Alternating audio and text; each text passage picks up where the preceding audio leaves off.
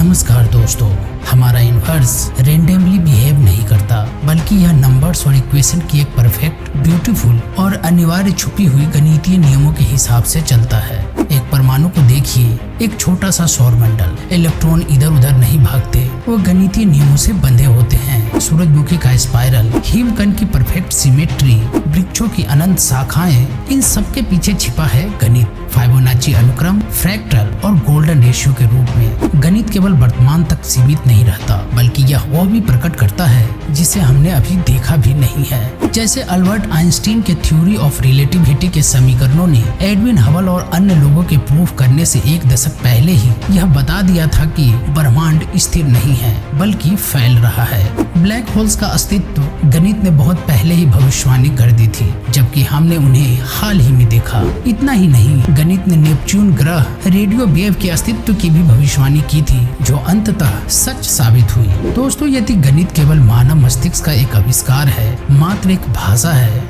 तो यह कैसे संभव है कि यह अपने संख्याओं के माध्यम से वैसे सच से परिचित करा दे जिसे हम जानते ही नहीं है। आखिर प्रकृति गणितीय नियमों को इतनी पूर्णता से क्यों पालन करती है? क्या ऐसा इसलिए है कि गणित ही फिजिकल रियलिटी है? क्या गणित से ही हमारा संपूर्ण ब्रह्मांड बना हुआ है?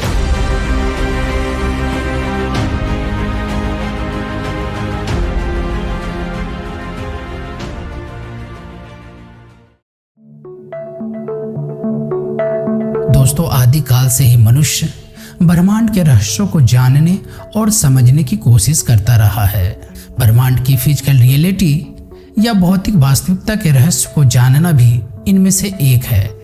मतलब उस अंतिम तत्व की खोज करना जिससे इस संपूर्ण सृष्टि या ब्रह्मांड का निर्माण हुआ है। आकाश, वायु, अग्नि, जल और पृथ्वी जैसे पंचतत्वीय प्राचीन धारणाओं से लेकर क्वांटम पार्टिकल जैसे आधुनिक वैज्ञानिक सिद्धांतों में भी इसकी पड़ताल की अनेकों कहानियां या सिद्धांत मौजूद है। फिजिकल रियलिटी के इन्हीं सिद्धांतों में से एक है मैथमेटिकल हाइपोथेसिस ऑफ यूनिवर्स, यानी गणितीय ब्रह्मांड की अवधारणा। यह अवधारणा कहती है कि गणित से ही हमारा संपूर्ण ब्रह्मांड बना हुआ है। गणित ही फिजिकल रियलिटी है।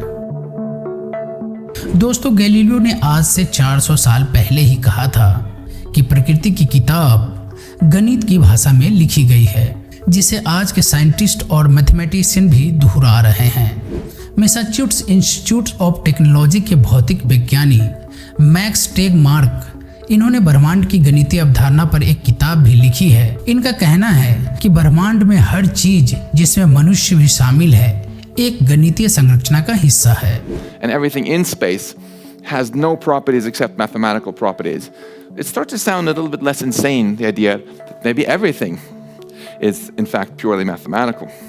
यदि हम गहराई से खोजबीन करें तो हम पाएंगे कि टेबल और कुर्सियां जैसी भौतिक वस्तुएं भी अंततः पार्टिकल या स्ट्रिंग से नहीं, बल्कि संख्याओं से बनी हैं। जैसे टेबल ऊपर से देखने में लकड़ी से बना दिखाई पड़ता है, परंतु लकड़ी तो स्वयं परमाणु और अणु से बनी होती है, और परमाणु इलेक्ट्रॉन, प्रोटॉन और न्यूट्रॉन जैसे फंडामेंटल पार्टिकल से बने हैं, जबकि ये फंडामेंटल पार्टिकल्स स्वयं क्वार्क से बने हैं, और क्वार्क को स्ट्रिंग से बना माना जाता है। अंततः क्वांटम पार्टिकल प्लस माइनस जैसे गणितीय आवेश और स्पिन के रूप में हैं। फिर आप ही बताइए, टेबल अंतिम रूप से किस चीज से बनी है? लकड़ी या प्लस माइनस जैसे गणितीय आवेश या स्पिन से? परंतु दोस्तों, यहाँ पर एक बार के लिए यह मान भी लिया जाए कि संपूर्ण ब्रह्मांड गणित से बना है, तो स्वाभाविक रूप से यह सवाल खड़ा हो जाता है कि यदि पूरा ब्रह्मांड गणितीय समीकरणों से ही बना है, उसी की छाया है, तो फिर स्वयं गणित किस चीज से बना है? आखिर गणित स्वयं क्या है और इसका आधार क्या है? तो दोस्तों, इस संबंध में भौतिक विज्ञानी जॉन व्हीलर का कहना है कि गणित का आधार 0 = 0 है, यानी गणित की उत्पत्ति शून्य से होती है। दोस्तों, ये दो खाली बैग हैं, इसके अंदर कुछ भी नहीं है। मतलब ये शून्य के बराबर एम्प्टी सेट्स हैं। अब यदि छोटे वाले सेट या बैग को एक बड़े वाले एम्प्टी सेट या बैग में रख दिया जाए, तो यह बड़ा खाली बैग या सेट अब खाली नहीं रहेगा, क्योंकि अब इसमें खाली ही सही पर एम्प्टी सेट के रूप में एक सदस्य मौजूद है। इसी तरह इन दोनों सेट्स को इनसे भी बड़े एक बैग में रखने पर हमें अगला इससे बड़ा सेट प्राप्त हो जाता है जिसमें सदस्यों की संख्या 2 हो जाती है। मतलब अब उसमें 2 शून्य हैं।